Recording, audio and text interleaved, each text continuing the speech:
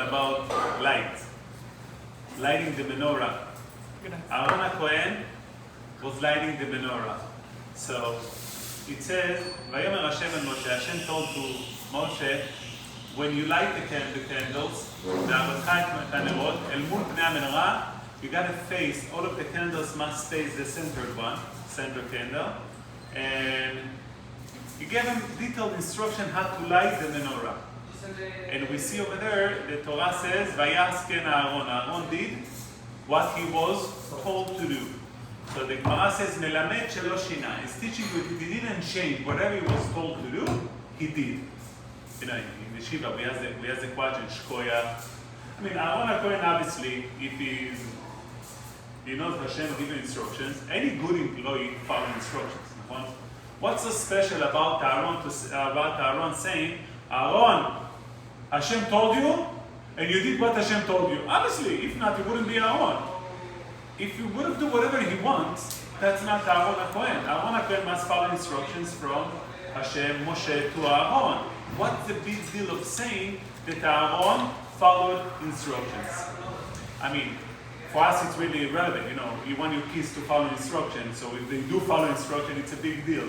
By the way, as a side note, people think when the kids are rebellious, you know, they don't want to do stuff, something is wrong with the child. That means he's healthy.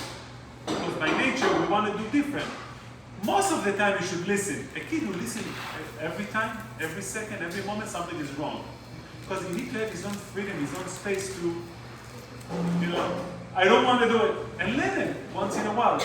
If he doesn't want to do it, it's okay, so don't do it. We're not supposed to control our kids and to make sure they do what we want. They found out that stubborn kids coming from stubborn parents. Meaning, if you insist that your child will sleep on time, and you don't give him any break, and no matter what, he's going to sleep on time, and you fight with him, so what do you teach him? I'm going to be stubborn. So what is going to teach you? I'm going to be also stubborn. We have to let go and assign. So we're asking, Aaron HaKohen, when he light the candles, the story of Aaron lighting the menorah, lighting the candles, is next to the story of last week parasha. Last week parasha, we have the 12 Nesiim, the presidents of Am Yisrael, so they were bringing korbanot to Bet HaMikdash. As we did Chanukat HaMizbeach, when we started off the first time Chanukat HaBayit of Bet HaMikdash, the Nesiim, the presidents, brought a special korban. So it says that Aaron HaKohen looked at the Nesiim, they brought so much korbanot, so Hashem, he was jealous, it says. Aaron, he was jealous. He said, how come? Thank you. How come? No, I already put it in. No, I already put it. I know I'm going to be So it says that Aaron HaKohen was bothered. He said, they bring so much korbanot. In Yiddish, they say it was envy. Sounds better. But it was jealous on the other presidents. They're bringing all of these korbanot, and we, Aaron, and my tribe, we're not part of it. So Moshe told them, don't worry. You are going to light the candles. Although they bring all of the korbanot, you have a special treat. You're going to light the candles. Let's think 1 second what's going on over here. Aaron HaKohen, with all the respect, you bring korbanot every day. So what's the job of a Kohen in Bet HaMikdash? To bring all of the korbanot, all of the offering in Bet HaMikdash. One time, the Nesiim, the presidents of Am Yisrael, bringing the korbanot, and Aaron get envy, you know, get insulted. Oh, in America, when you get insulted, everybody, you know, can hurt his feeling. He's getting hurt. You bring korbanot every day. What do you want? One time they brought korbanot, you crying. But the real question is, what was the answer of Moshe to Aaron? Don't worry, you lighting the candles. But he said, you lighting and cleaning the candles. Think about it. What's so special about cleaning candles? My job, the husband's job at home. The husband doesn't do it, don't quote me. It's to clean the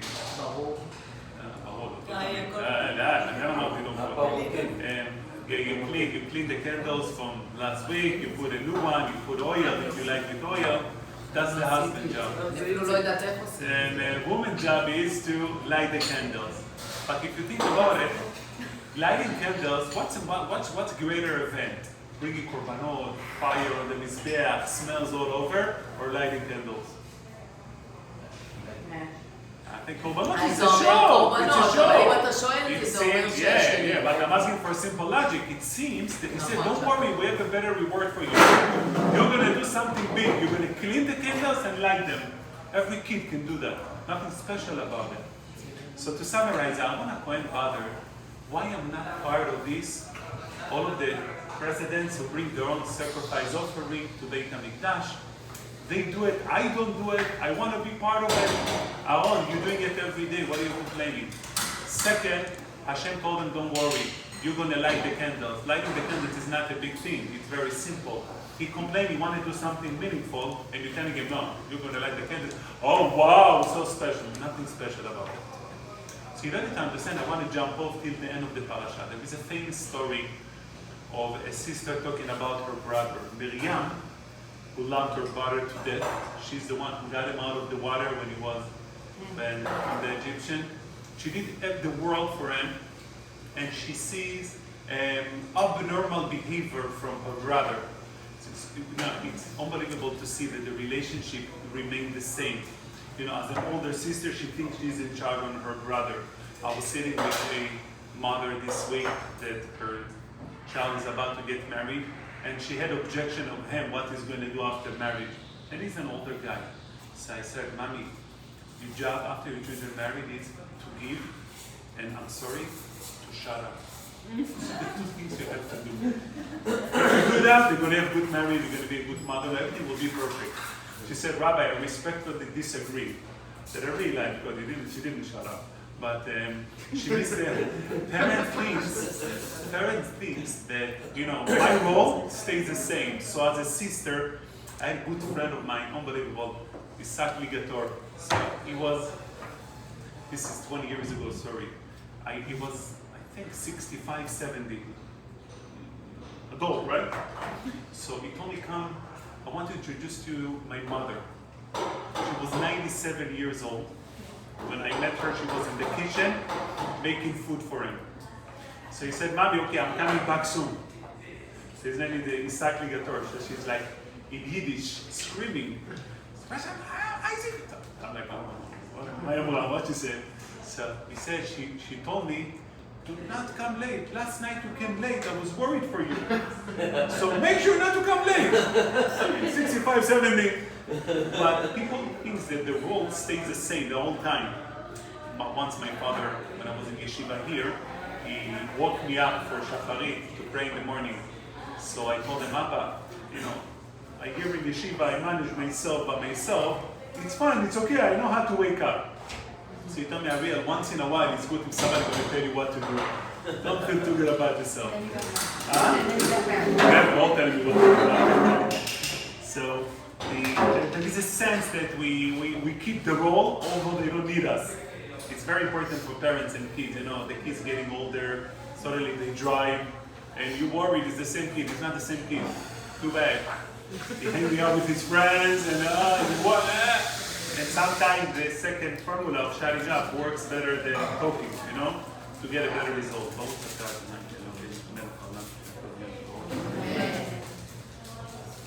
So Miriam, as a good sister, she felt her responsibility that her brother, the giant of the generation, will behave well. So what did he do wrong?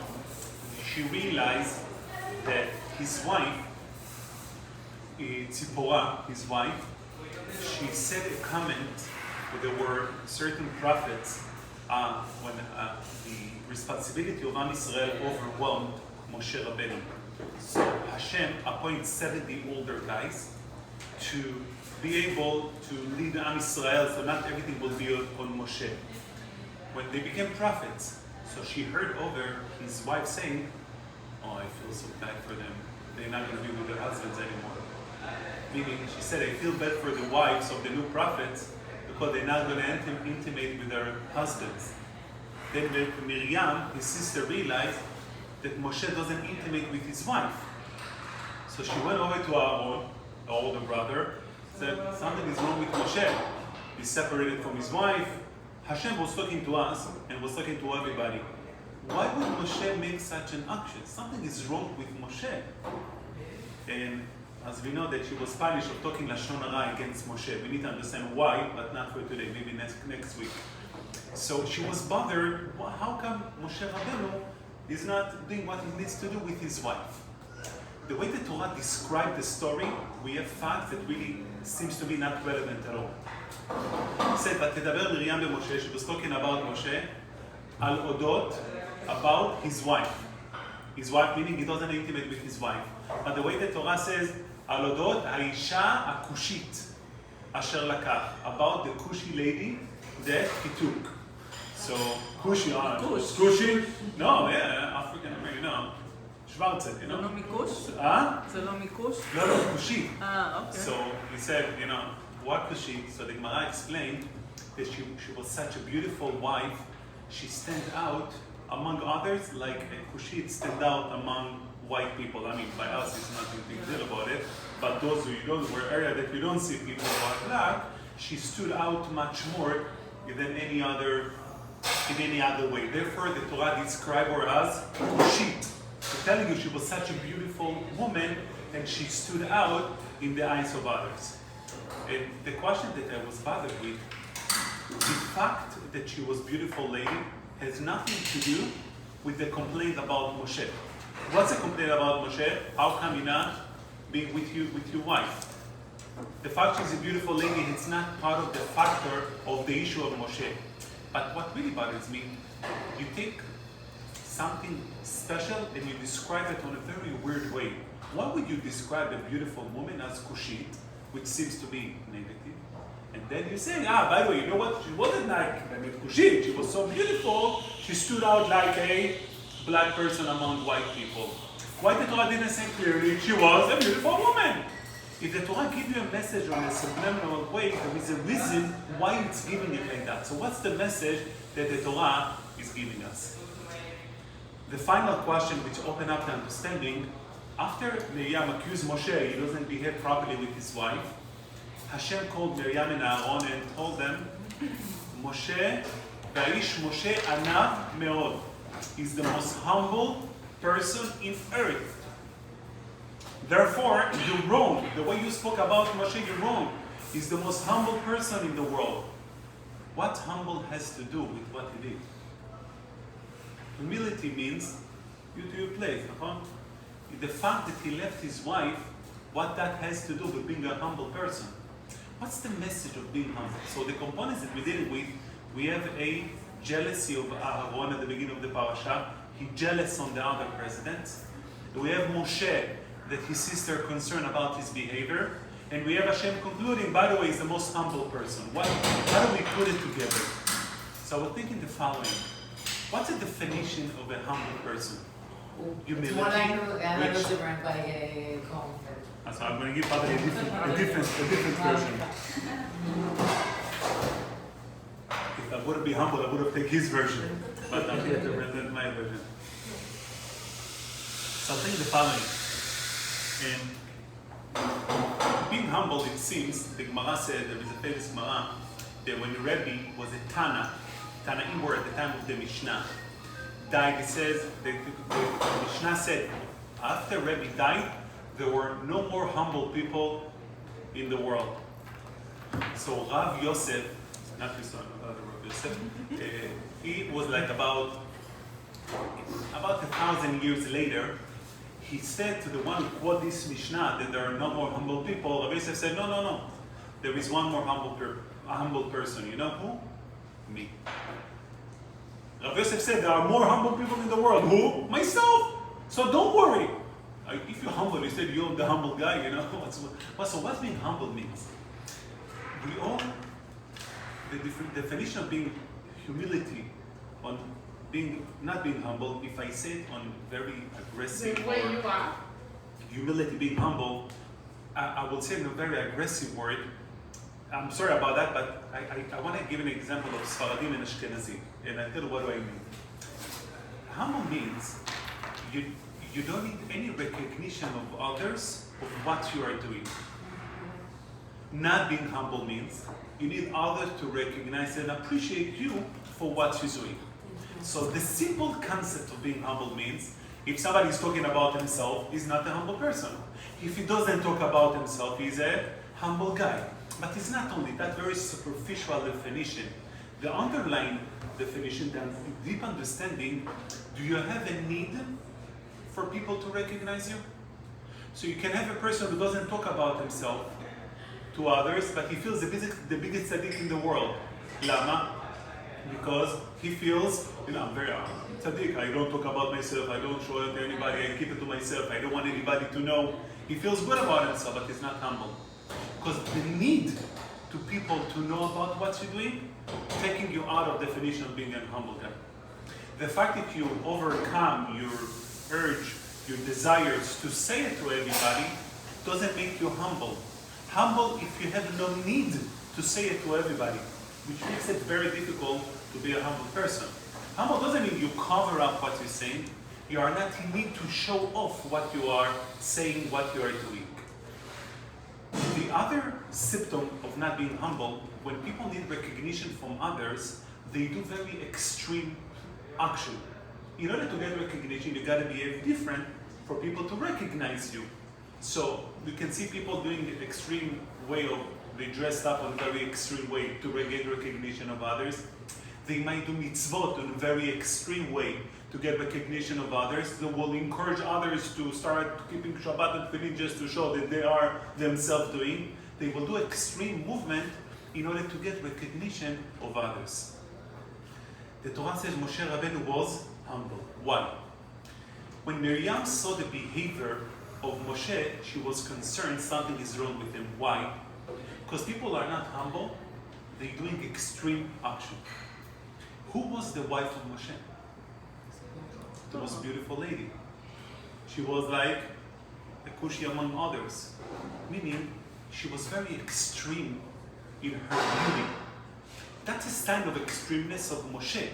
You married a woman, I'm sorry to say, but the classic, you're walking on the street, everybody's saying, wow, that's what's going on in your mind. So Moshe is driven by a need to get recognized by others. That's why he's doing an extreme action. That's the reason the Torah described her as Kushit, as a black person, to show that the extremeness going on with Moshe's wife.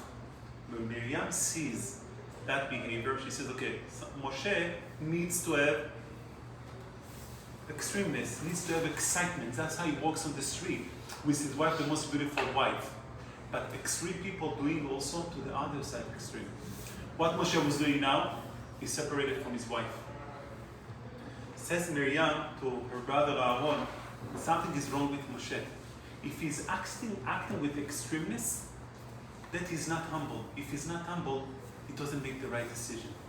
When people are not doing action for themselves, they're doing it for other people to recognize them, they're doing it for other people can appreciate them, they guarantee will not do the right decision, the right actions in life.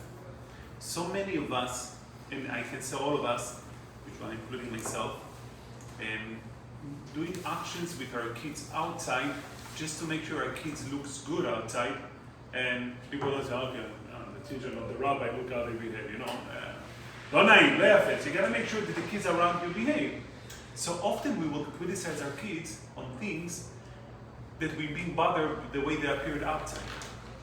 Because we want to get recognition from the outside, from the people around us, and we're uncomfortable to see our kids acting in a way and people gonna think something is wrong with us. Even though people do nothing, because kids are kids and they all do mess and all do balagan. Yet, we're making actions and decisions that are not appropriate. Sometimes we can criticize a child who behaved wrong outside, you wouldn't criticize them at home. So what bothers you? His behavior or his appearance? If bothering you his appearance, the way he reflects on you, it wasn't right to criticize him.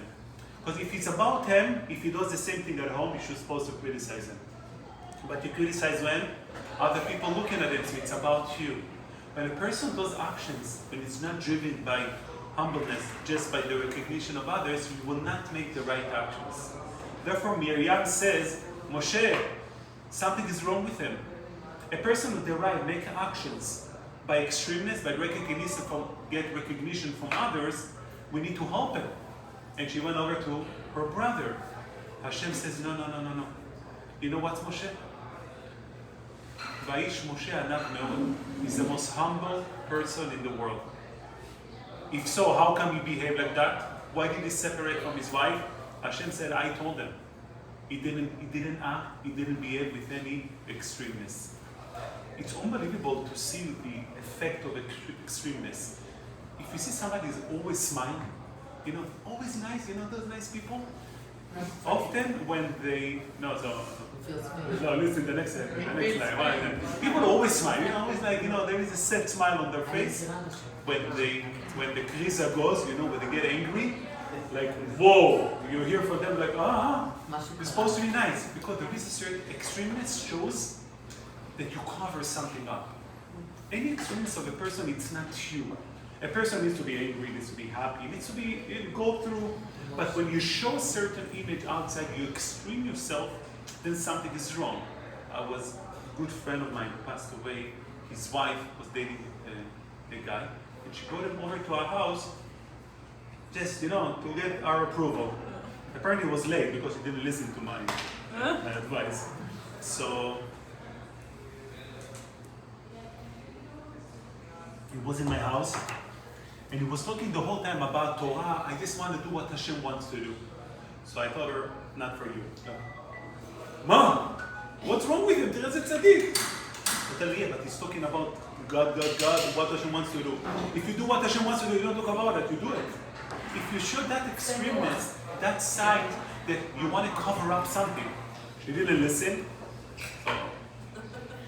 Didn't work out. And the third time, she brought the third guy, and he was okay, but she didn't listen to other instructions, when and how, and that also, some people using the rabbis as a, just say yes to what they want to do. If you say no, you don't know. So why did you care? You waste your time. But any sign of extremeness shows actions that are not proper behavior. So how do you resolve it? How do you deal with it? We see that Aaron Cohen was jealous on the Nesim of the tribes. All of the presidents of the tribes were bringing their own korbanot. The presidents of the tribes were bringing a korban to Hashem. What is the environment of bringing a korban? It's very extreme. When people do barbecue, you're going out to do barbecue. The steak outside usually on the field doesn't come out as good. You're eating it fork and plastic one breaks in the middle. Mesirut nefesh, in order to do a barbecue outside, you're getting dirty. But there is an event, there is an experience. Smoke coming out, you smell bad, everybody smells, it came out good. Beginning it's burned, at the end it didn't get good. But it was an experience, we didn't burn with our lash, right? There is an experience, there is an extremeness by bringing sacrifice offering. When Aaron sees all of the Nesim bringing a special event, their own offering, there is a special extremeness, there is a special recognition. I'm here. There is a special. Let's just finish the show. So there is a special experience and excitement by them bringing the korban. Moshe told Aaron, you know what your specialty? And this is an unbelievable principle. What makes you special is not what you do once in a while. It's what you do every day, consistently, no matter what. Say שאתה מדליק ומטיב את הנרות. You clean the candles and you light the candles. But what's so special about it? Bringing korban, sacrifice offering, it's much higher, much more special event. Why? When I'm lighting candle, it's better than that. Because bringing korban, it's one-time event. Lighting candles, cleaning candles, it's consistency, it's an ongoing event. That's what makes you and build you to be a person who you can appreciate yourself and admire yourself without the recognition of others. What should make us feel good about ourselves, it's we do the same thing again and again and again. And if I'm say here, we have mothers, fathers, we do one of the highest thing in the world. Raising kids. Last week I was away in Israel for a few days with my wife. So the babysitter who took care of our kids for the week, she told my wife, I don't know how you do it. I admire you. And I told my wife, also don't know how you do it. I admire you also. When I'm spending 5 hours with my kids, I feel I need to go for a 2-month vacation. Because men are not good on, but the fact that, she looked at her 5 days with the kids, I admire, that should be a way we should look at ourselves. We do the same thing. We're taking care of the kids. We're making them food. We take them to school. Back from school, we feed them. We fight with them. We went to sleep. Consistency. We do the same thing every day. That's what defines special people. What's defined of who you are is what you do every day, consistent no matter what. What should define yourself, it's not those one-time events. Because those extreme events, those difficult moments that sometimes you think you experience yourself, you express yourself, that's not what's defining who you are. Who we are defines only by what we do consistently every day. So, anyway, it's raining. I'm gonna give the next book shiur now.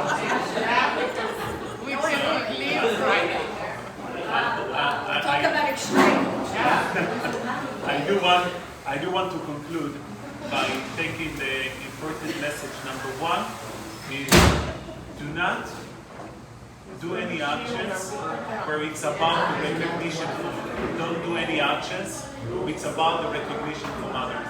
And if you can take this message, especially when you are there with your kids, by your mother-in-law, by your parents, by your friend, that's a time that you need to stay silent. Don't criticize them outside.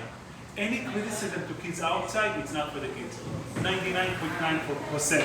So for the 0.1%, don't criticize them. Anything we criticize outside, it's not for them. If you want to criticize your kids, do it outside. But not about what they did outside. Well, when behaved by my mother-in-law, if you something bothers with each other, wait for him, let him do the same behavior at home, and then you can criticize him, assuming criticism is good. But one thing for sure, outside, when in front of others, when people coming as guests to you, when you go to others, אבל זה לא סוג של לשחק אותה גם? if you don't criticize, לא, אם זה that's משהו bad. you criticize at home, okay? And he still did the behavior outside. If you don't tell him in front of people, because again, it's playing a game and not telling him near other people, but you did tell him at home and he still did it. So that's what I And say. it's probably like, I could get away with it because it's near people and הם he's ילמדו not going to בבית. say anything. הם ילמדו בבית. אמא לא תגיד שום דבר. לא, אבל זה מבייש אותו. usually בבית יותר גרוע. מבייש אותו אני ברבים, יכול רק לעשות אותו. בחוץ מה שאני רוצה, כי אמא לא תגיד לי ליד אנשים. Yeah, well, העין שלך, he sees your dirty nose, he knows what's going on, הכל בסדר. I think, but the concept is, if you want to educate him at home. You have enough time, Baruch Hashem, to educate him. Outside is not the place for education, because most of our actions outside are because of other people. It's not about him. And being humble, make sure I'm not doing anything for my kids, which is about me. It must be about my child, what's good for him. And if you take it as a rule, it makes life much easier, because when we go outside with our kids, we are always anxious. Now you're not anxious anymore, you do shmirat ha'einayim, you watch. I was with my kids, two of the younger kids, I was supposed to go out for lunch with my wife, but he came out to be 4 o'clock. So she already picked up the kids from school. Personally, that's not considered going out to lunch with your wife. The kids jumping at the 2 younger ones. So Baruch Hashem, they did the simcha over there, and they're jumping all over. And I felt uncomfortable. That's why I said I'm one of them. I felt uncomfortable. I got to the stage, they started screaming and happy. So I was telling my wife, she's the normal one, I was telling my wife that, מפריע לאנשים. She said, לא נראה לי שזה מפריע, and I'm looking around and I see people smiling. So on our perspective, we think, לא נעים, שטויות, nonsense, people are okay. Again, if they would have jumped over people, that also can be cute as well, You see 2 years jumping over you, So we look at ourselves. אני אומרת, בדרך כלל הילדים של האחרים פחות מפריעים. Very good. It's your concerns. I think if we build a principle, we don't look at outside, we just look at ourselves when we're comfortable with who we are. And the second thing, the most important, is admire ourselves for being consistent. Just do the same thing. Give kisses again and again. all of the actions that you're consistent, that's what will make your child to be a good person. To the reverse as well, the biggest issue learning psychology books is you take a method that can be wrong for your child, because most of the psychology books is what worked for her to take care of somebody else, not with her kid. Whoever wrote the book. Usually, whatever writing psychology books doesn't work. I'm sorry to say that, but we can do. If anybody wants my personal opinion of psychologists, we can discuss it later. But you take a book, a theory, the way to educate your child, and you stick to it. And it doesn't work, but it says on the book. So you stick to it. This is consistency, means you destroy your child being consistent on the wrong way. Why back then they were able to educate children without any problem? All these emotional issues that we have today, they weren't back then. Because back then was a problem, you go to the neighbor, no, this is what you have to do. Okay, doesn't work. She goes to the other neighbor, she says something else. So mothers and parents used to change their mistakes. They weren't as consistent with the mistakes. And eventually the child grew up, they take the credit, but there's nothing to do with them. He grew up and he got better. When you take one method, when you take one way, you stuck to a way of raising the children, and then this consistency can destroy. The base consistency is give hope, give love, appreciate them. Don't try to take any special method in general, because those books, special method, work for special people. Most of the thing doesn't work for our kids, right? Any ideas? For our kids, usually it doesn't work. So when you're consistent with the important stuff, with the love, the care, and appreciating who we are, then we have a guarantee we'll have consistent kids, and healthy kids, and happy kids, amen. No more way, recover. אני אשאל בלמה קרובים, יכול להיות שבאמת יש ילדים